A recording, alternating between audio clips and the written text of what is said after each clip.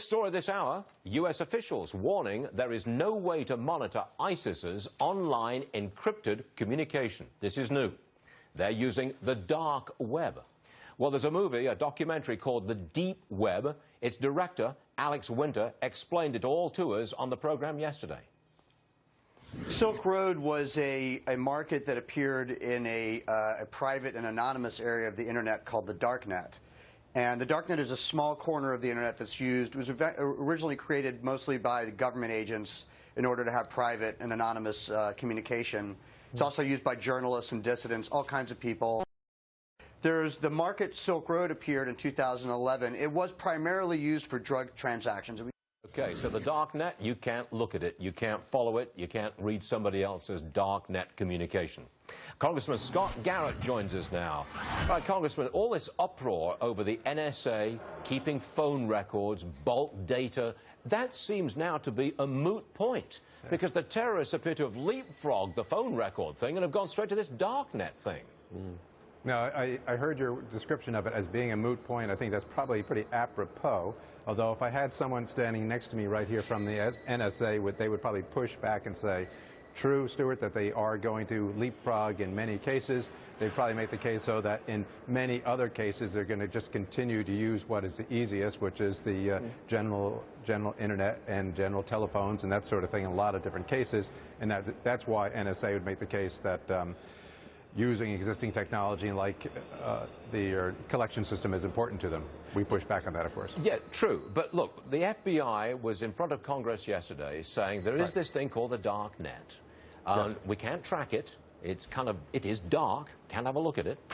That seems to me to be a really big concern. I mean, if the terrorists have just moved on to something as sophisticated as that, that's extraordinary.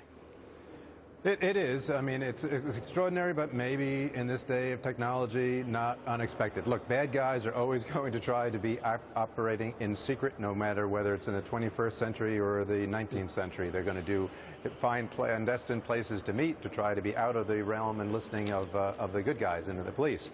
And so it was to be expected that they were going to do this. Now, their question is, what is the government's responsibility in response to this? And I would suggest that it's not to say that we should require tech companies to have so-called backdoor avenues for our government to be able to peer into.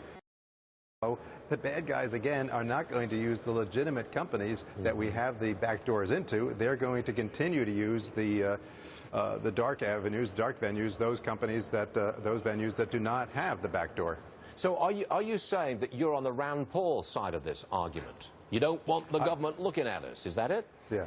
I've always been on the side of the argument of the citizens and our privacy rights to make sure that our Constitution and Fourth Amendment rights are protected, that the government cannot overreach in these areas, and by and large, when the government tries to overreach, who are they affecting?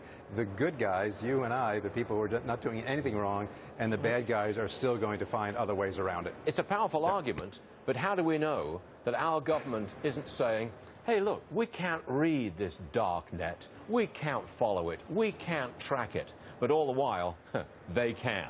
I mean, there is that argument to be made.